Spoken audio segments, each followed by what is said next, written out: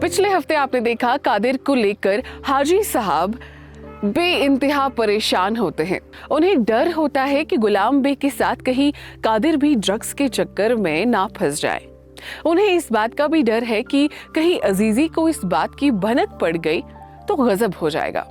नारायण जू हाजी साहब से वादा करते हैं कि वो दिल्ली में उनके एजेंट से कहकर कादिर का पता लगाने की पूरी कोशिश करेंगे। हाउस बोट के लिविंग रूम में गुलाम अहमद हाजी साहब को दिल्ली जाकर कादिर को किसी भी तरह ढूंढ निकालने का वादा करता है। ज़हनी तौर पर डगमगाए से हाजी साहब जानते हैं कि गुलाम अहमद सेबों का सीजन खत्म होने की वजह से अब कालीनों का धंधा कर रहा है और इसी सिलसिले में दिल्ली जाने वाला है।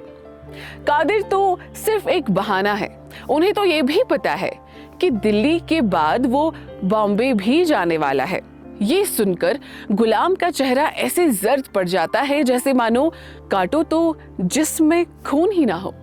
कुछ ही देर बाद वही नारायण जू का फोन आता है और हाजी साहब के फोन लेकर खड़े होने से नीचे बैठने तक के सफर में हम सिर्फ ये सुनते हैं, दिल्ली में पुलिस पीछे है, बॉम्बे।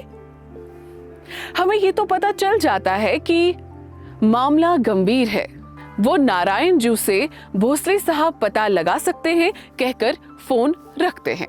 महसूसात में डूबे हाजी साहब अपनी बेनूरी को ढंक कर छोटी किश्ती में बैठ तूफानी मौसम में अकेले कहीं निकल पड़ते हैं। न आंसू दिखते न चीख सुनी किसी ने। वो टूटता रहा अपनी ही बंद गलियों में। उसे न रोशनी ना ही अब अंधेरों से शिकायत है। जिंदगी उसके लिए बस एक खौफनाक रिवायत है। तूफानी माहौल है। घर पर सब हाजी साहब की गैर मौजूदगी को लेकर बेहद परेशान हो जाते हैं। ससुराल से आई हुई परवीन जब ये बताती है कि छोटी नाव भी नहीं है तो अजीजी की परेशानी और बेचैनी इंतहा को छोड़ जाती है। वो एक दूसरी किश्ती लेकर हाजी साहब को ढूंढने निकल पड़ती है।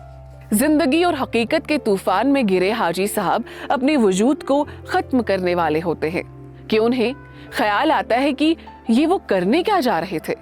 अजीजी उन्हें तलाश कर उनसे मिलकर उनकी मायूसी और वो जो करने जा रहे थे उसकी वजह जब पूछती है तो बड़ी ही संजीदा और गमगीन होकर हाजी साहब वक्त और हालात ने उन्हें ऐसा करने पर मजबूर कर दिया था कहकर बात को संभाल लेते हैं। मियां बीवी का रिश्ता सबसे हसीन और अटूट रिश्ता होता है और जब साथ लंबा रहा हो तो जुदाई के डर का एक लम्हा भी जानलेवा बन जाता है।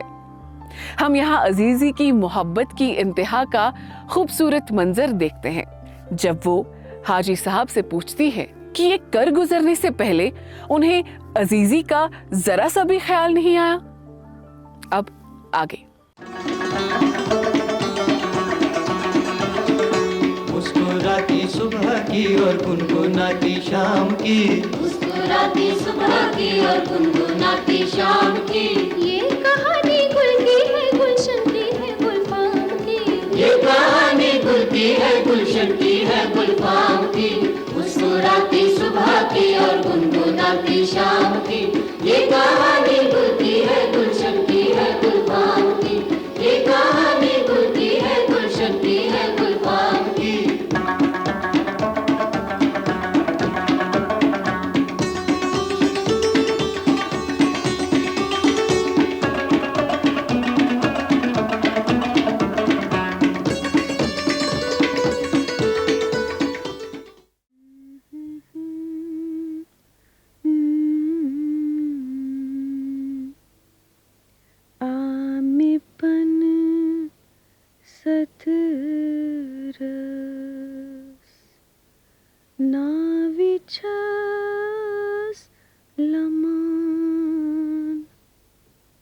बोझना दैम्यून मिथिति तार आमे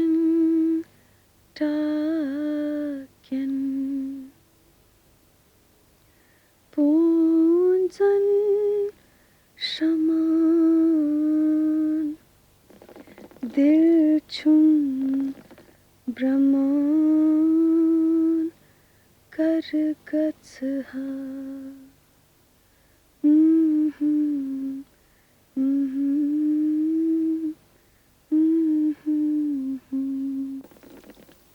हाँ, जो तुम गा रही हो,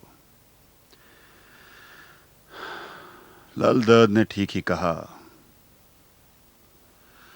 मुझ जैसा बंदा दुनिया के इस जंजाल में फंसा, अपनी कश्ती जिंदगी के इस अथाह समंदर में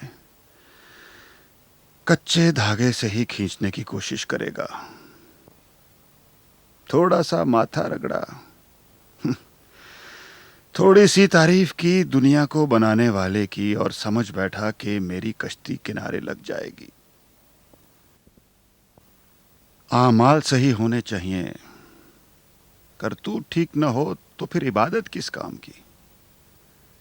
नेक और अच्छे काम ही धागे को मजबूत करते हैं। रस्सी पक्की हो तभी तो नाव पार लगेगी। ये तुम किसकी करतूत की बात कर रहे हो? मैं तो तुम्हें लल दद के इस कलाम का मतलब बता रहा था जो तुम अभी गा रही थी।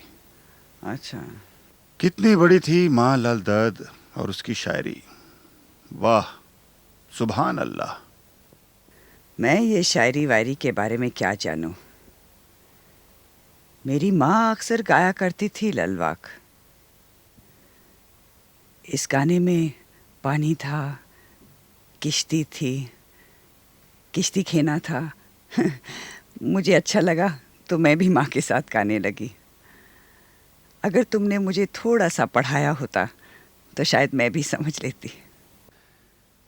ये जो सुबह से शाम तक तुम बिना लालच के काम करती हो, सबकी खबर रखती हो, यही तो असली आमाल हैं।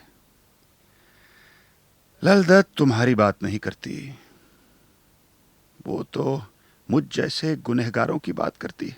अब रहने दो ये सब। पता नहीं क्यों तुम हर बात पे अपने आप को कोसते रहते हो।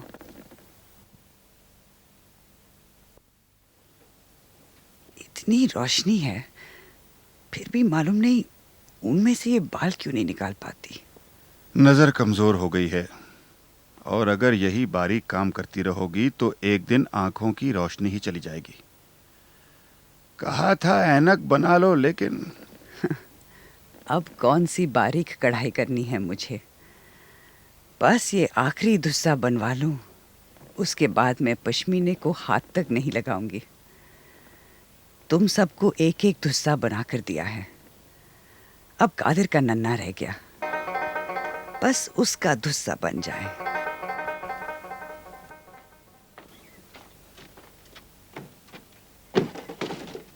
सलाम। ये क्या है? गुलाम अहमद साहब आए हैं बाल बच्चे लेकर। अपने कमरे में सामान रख रहे हैं और ये सेब की पेटियां मालकन को देने के लिए भेजा है मुझे। बैठो, अब आए हो तो चाय पी कर जाओ। नहीं हाजी साहब, फिर कभी। वो सिंगाड़े के ठेकेदार के पास जाना है। वहां रख दो। सलाम वालेकुम। अब खुश हो जाओ, अहमद आ गया है। अब तुम अकेली नहीं रहोगे, वो सभी कामों में तुम्हारा हाथ बटाएगा। वो मेरा हाथ बटाने नहीं आया, अपनी बीवी और बेटे को हमारे सर पे पटकने आया है। खुद बंबई जा रहा है कालीनों के चक्कर में।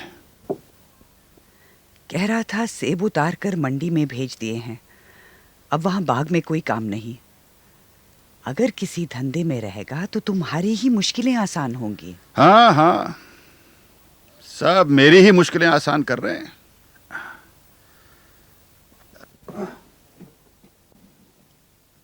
माँ, माँ, ओ माँ, कहाँ हो तुम? माँ। क्यों, इतनी भूख लगी है जो आते ही बावर्ची खाने की तरफ लपकी? हाँ माँ, बहुत भूख लगी है माँ, तुमसे मिलने की भूख। चल। अब तुम्हारा ये प्रेस का काम खत्म भी होगा कि नहीं? आधे घंटे से कह रहा हूँ कि कहवे की प्याली बना दे, पता नहीं तुझे कब मालूम पड़ेगा कि तेरा मियाँ भी है। अब जब तक डॉक्टर साहब की शादी नहीं हो जाती, इस अकेली जान को ही तो दोनों की खिदमत करनी पड़ेगी। बेड़ा गर्क, इस शहर में न जाने बिजली कब ठीक होगी। मुश्किल से 2 या 3 घंटे रहती है। अरे वो रहना भी क्या, वोल्टेज का ये हाल है कि बल्ब को ढूंढना हो तो मोमबत्ती जलानी पड़ती है। अच्छा बाबा, अब सियासत पर तकरीर करने नहीं बैठो।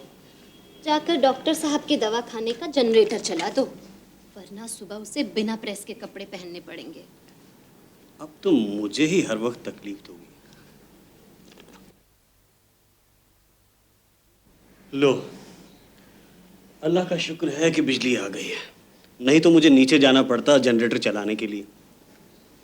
सुनो, निसार बहुत बड़ा हो गया है, लड़की तो उसने देख रखी है। तुम अब्बा से बात करके बहू घर ले आओ। अब मुझसे इतना काम नहीं होता। हाँ, जो लड़की देखी है वो अपना काम छोड़कर सिर्फ तुम्हारी ही नौकरी करेगी। अरे डॉक्टर है वो भी। अरे तो क्या हुआ, कम से कम अपने मियाँ को तो संभाल लेगी। जैसा लड़की वाले चाहते हैं वैसा अब्बा कभी नहीं होने देंगे। वो निसार को अपने साथ सऊदी अरब ले जाना चाहते हैं। सो तो है, मुझे भी उनकी ये शर्त अच्छी नहीं लगती, लेकिन निसार उसे जी जान से चाहता है। अब हमारा क्या है, वो दोनों खुश रहें। हम अब्बा के पास वापस चले जाएंगे। तुम अब्बा से बात कर ही लो। ठीक है। जरा लंबी सांस लो।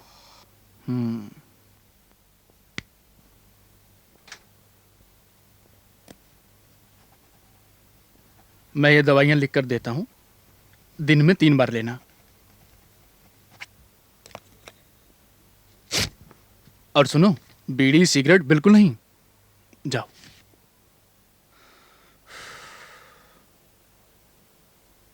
हाय। हाय। कम। Thank you. बड़े मौके पे आई हो।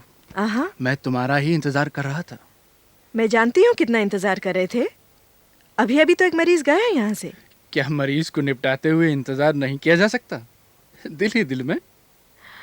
डॉक्टर साहब, आजकल के जमाने में अगर बात सिर्फ दिल में ही हो ना, तो उसकी कोई इम्पोर्टेंस नहीं रहती। नासरीन, कभी कभी बड़ी संजीदगी से मैं एक बात सोचता हूँ।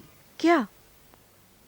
देखो ना, दुनिया भर से लोग कश्मीर में अपनी सेहत ठीक करने के लिए आते हैं, और यहाँ के रहने वाले ज्यादातर लोगों की सेहत बिल्कुल ठीक नहीं। ऐसा क्यों है?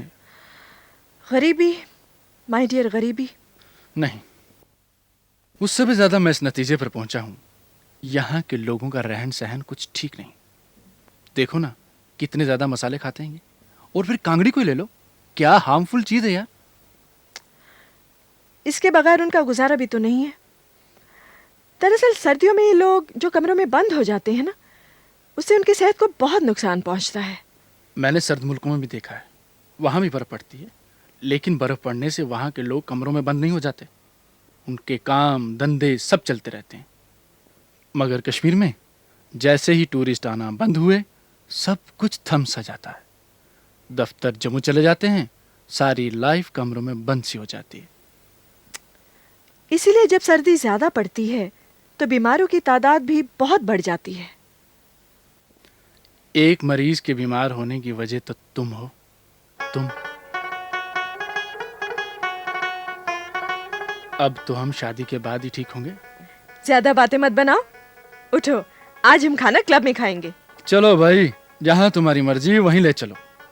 हम तो बेगार में पकड़े हुए गरीब मजदूर हैं, आपके गुलाम। चलिए गुलाम साहब।